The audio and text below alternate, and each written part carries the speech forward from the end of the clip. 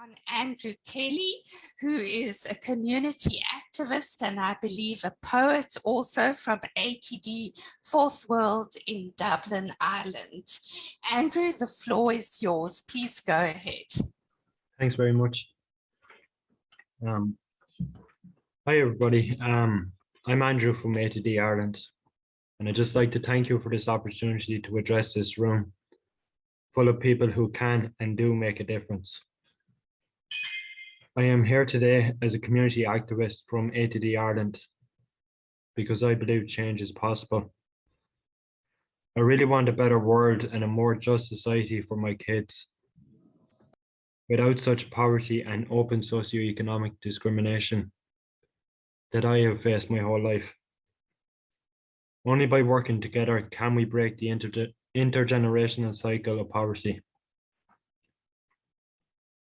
As we all know, the last 22 months was a difficult time for many people, particularly those who had felt excluded and were dealing with persistent struggles and worries, even before this pandemic.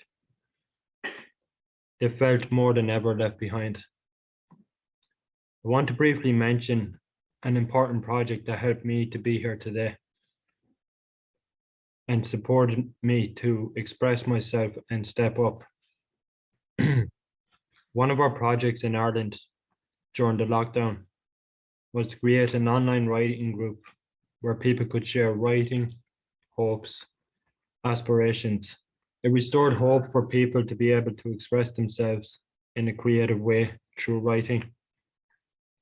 We were liberated from isolation. A prison can often be 6 inches from here to here, a prison of the mind. This creative expression was a distraction from poverty. There's a reason I use the word distraction. It's that poverty is consistent, and the writing set us free from our prison of the mind. One of the examples of poetry is this. It was by Poverty-Based. It's called Transparent, and it reads, "Your constant mocking echoes again and again. If only silence, let peace begin. Eradicate your torment with a swipe of my pen. A little trick learned while confined to a cell. How the beauty in a poem can free one from hell." This lockdown project supported me to be here today and speak out. Finding the strength and confidence to speak out is essential and an early step in any real partnership for creating change. This should not be overlooked. Genuine participation and building trustful partnerships is key. For too long, we have not had a genuine seat at the tables of power. When I say genuine, I am referring to having our voices, ideas, and aspirations heard, listened to, and acted upon.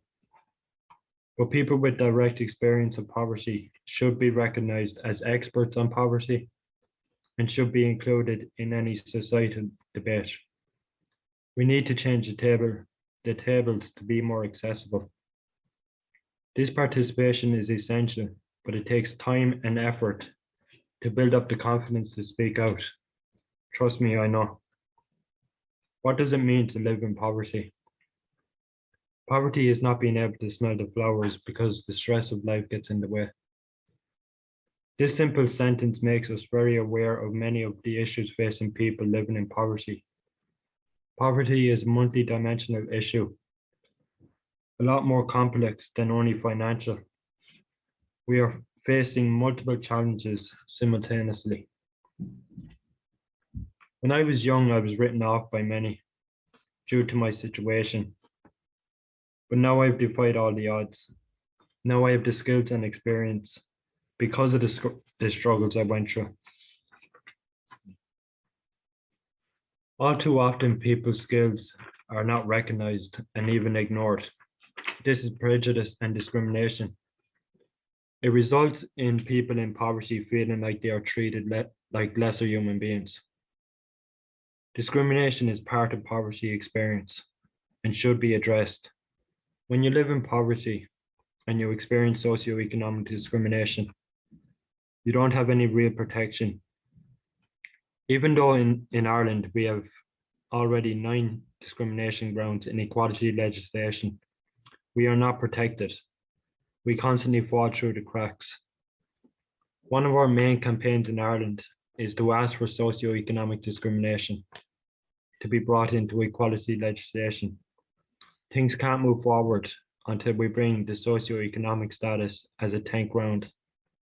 I'm proud to be a part of this campaign, and I have recently spoken to Irish ministers about socio-economic discrimination to build up awareness of the need of a 10th ground in equality legislation. I would just like to share 2 short examples from Ireland. And this is about my wife. When my wife was in hospital giving birth to her first child, the first person to visit her was a social worker. And this was only because we had a history of addiction. The social worker came down on us pretty hard, and this really made my wife afraid that our baby would be taken away by the social worker. In the end, the social worker visited our home and everything was fine. But should this be a way you bring your first child into this world with fear and discrimination? And the next example is Gavin, so he's going to read that out. Hello, everybody. I'll introduce. My name is Gavin Uzell.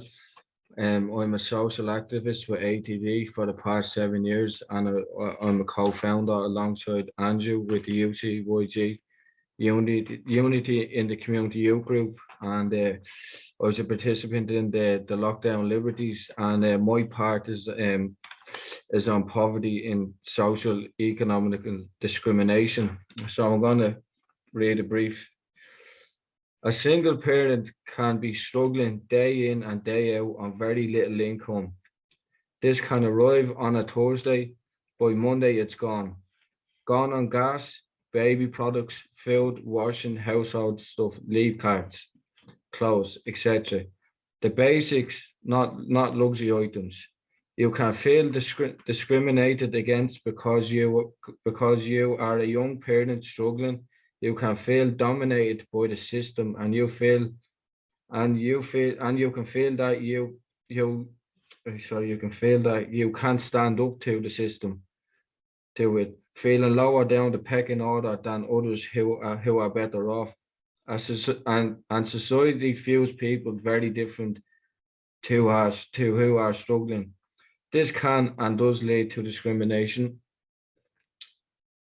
The consequences can be very damaging, leading to low confidence, lack of self-worth, depression, poor health, stigma, guilt.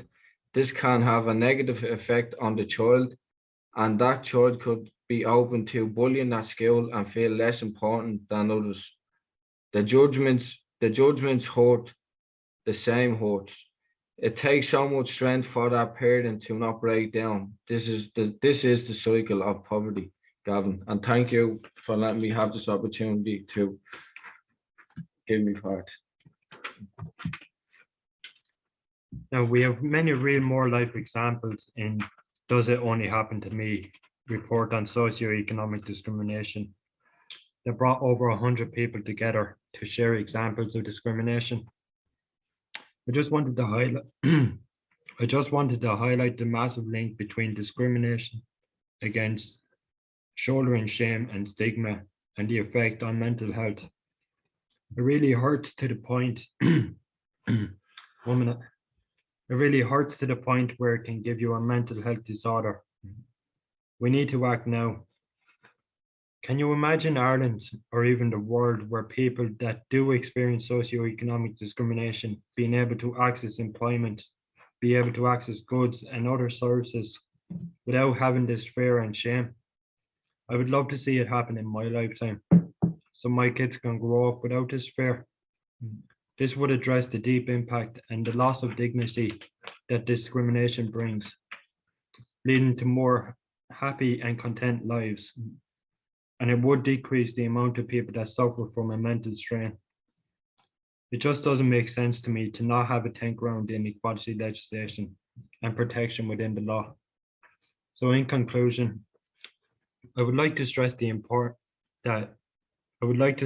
we really need to act together for change with no one left behind. and make us feel proud again of the UN and what the UN can stand for. So I just want to thank you for listening and thank you for this experience. I just want to say one thing. When I said earlier on that many people had written me off, I was one of them. I would have never imagined myself speaking out in an event as important as this. So we are here and willing partners. So thanks very much.